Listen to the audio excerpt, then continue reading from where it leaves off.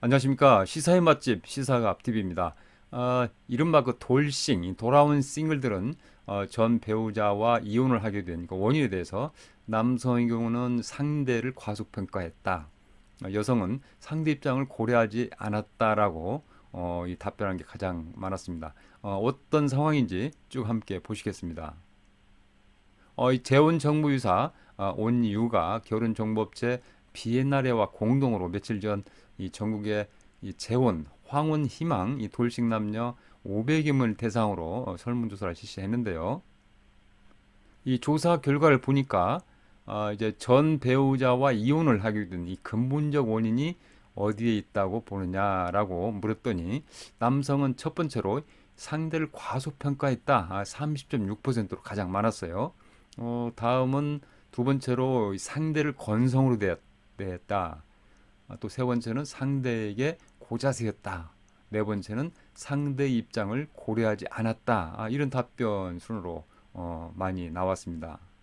여성은 어땠을까요? 31.0%가 상대의 입장을 고려하지 않았다라고 해서 가장 많이 답했고요. 두 번째 답변은 상대를 너무 믿었다.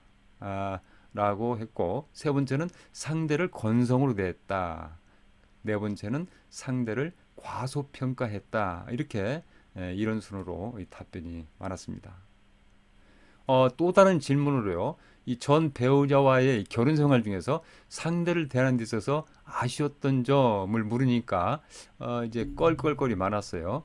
남성 29.1%가 첫 번째로 좀 더 너그럽게 대할 걸이라고 답했고요.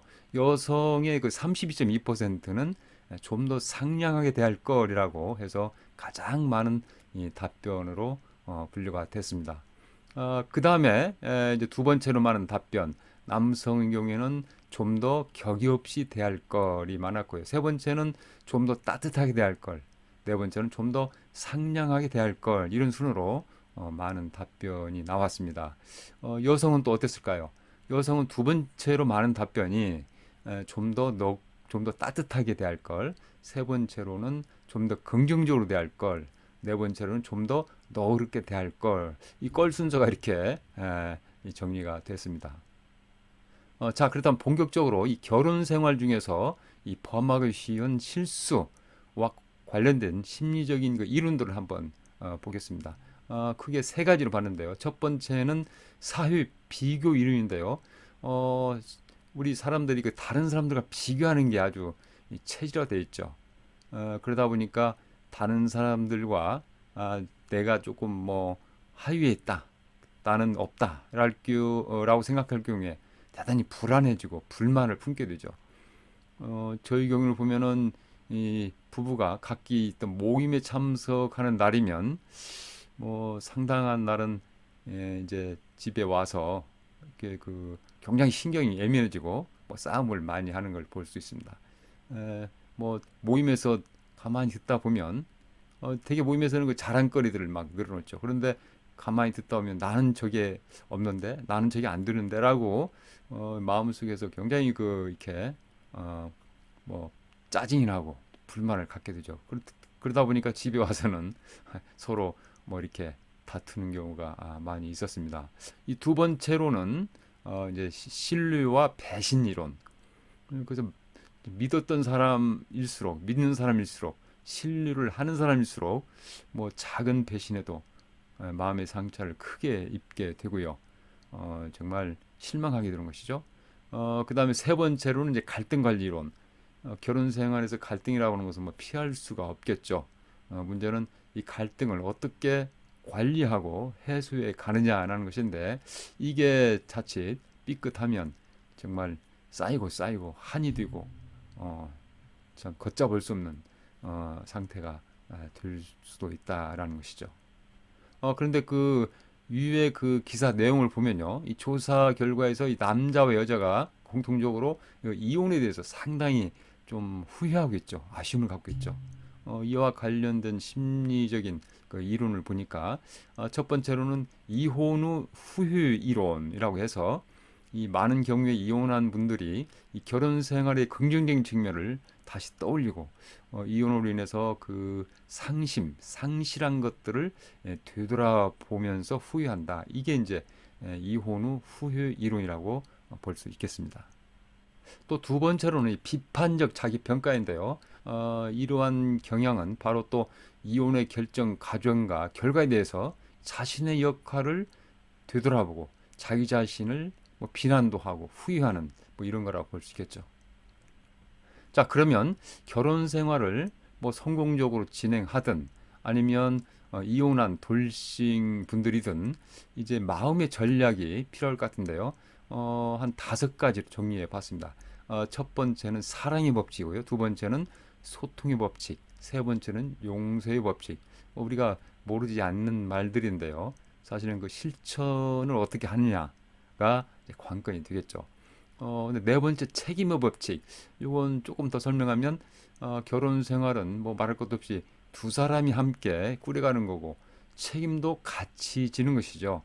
그런데 우리가 살다 보면 어떤 그 좀 좋지 않은 일에 대해서 상대방이 더 큰 책임이 있다, 라고 이렇게 생각을 많이 하죠. 그러다 보니까 아, 뭐 다툼도 나타나게 되고 상대방에게 화살을 돌리는 뭐 그러한 안타까움이 벌어지기도 하는 것이죠.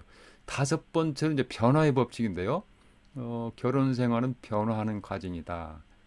그래서 이 어떤 결과물, 성과물을 이렇게 바로 내놓는 뭐 그러면 얼마나 좋겠습니다만 또 세상 일이 그렇게 되지 않죠. 그러다 보니까 이제 변화를 인정할 수밖에 없는데 그좀 기다림이 필요한데 그렇지 못하고 성급하게 마음을 먹고 상대편과 이제 신경이 날카로운 상태에서 이렇게 갈등을 겪게 되는 뭐 그러한 것이 이제 변화의 법칙이라고 보겠습니다. 마무리인데요. 이 결혼에 대한 명언을 전해드리는 걸로 마칠까 합니다. 벤자민 프랭클린이 이런 말을 했어요. 이 결혼 전에는 눈을 크게 뜨고 결혼 후에는 눈을 반쯤 감아라. 그런데 대부분 우리는 그 눈에 콩깍지가 씌워서 뭐 결혼을 많이 하고요.